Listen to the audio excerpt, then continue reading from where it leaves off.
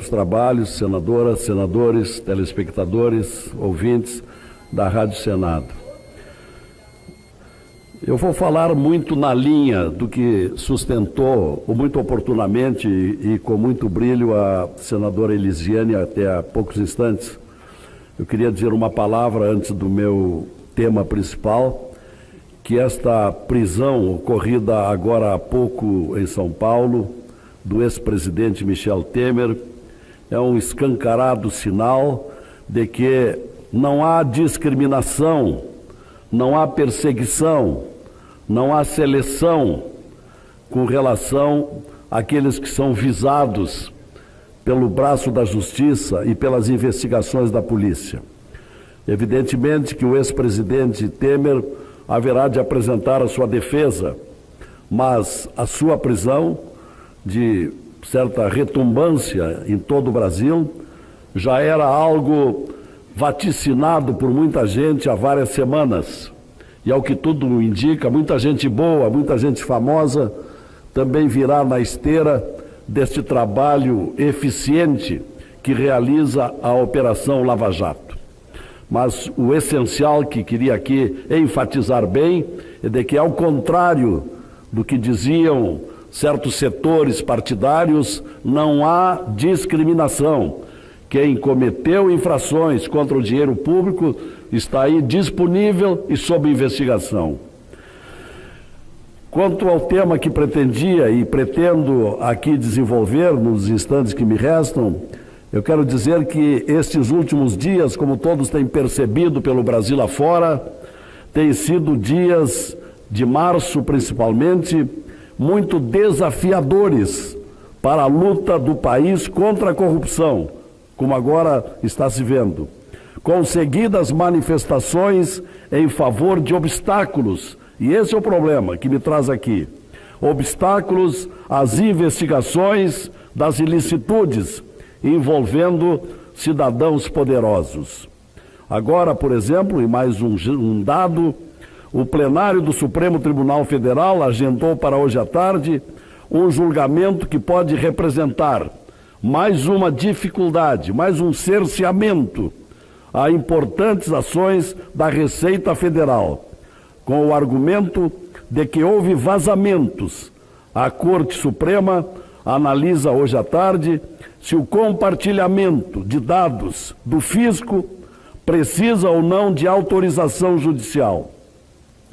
Por óbvio, uma decisão no sentido de condicionar as investigações ao sinal verde de juízes pode representar, por que não, uma derrota, ou mais uma derrota, para procuradores de justiça, sobretudo os da Lava Jato.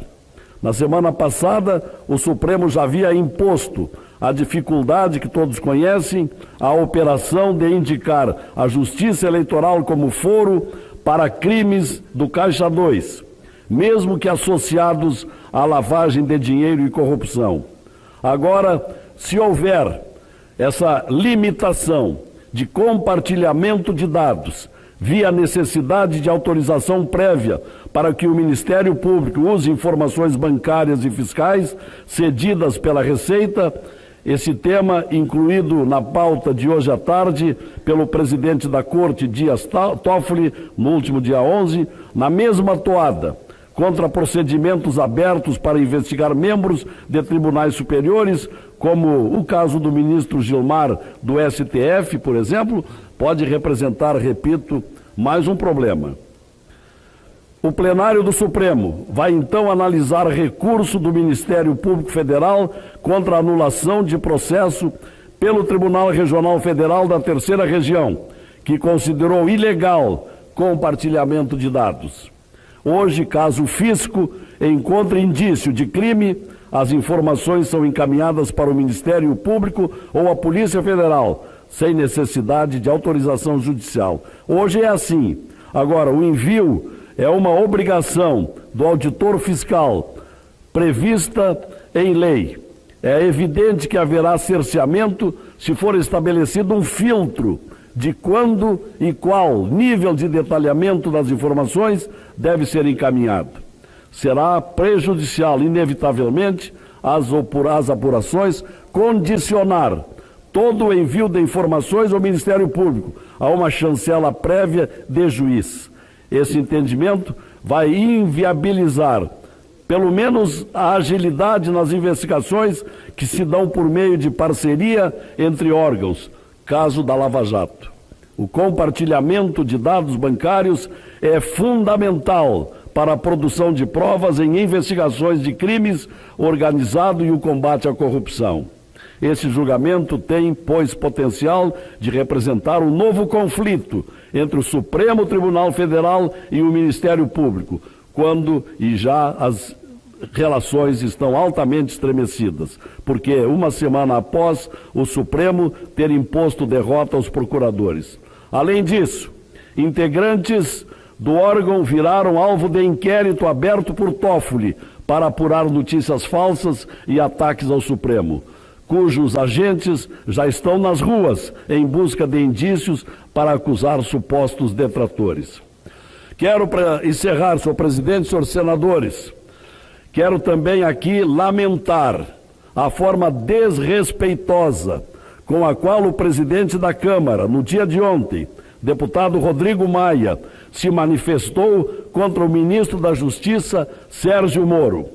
Ele não apenas rechaçou o pedido de Moro para que o pacote anticrime tramite em paralelo à reforma da Previdência, mas também acusou o ministro de desconhecer a política, de estar exorbitando de suas funções e, pior ainda, de ter entregue um projeto sem novidades, cópia de um outro entregue no passado pelo então ministro Alexandre de Moraes. Lastimável, para dizer o mínimo.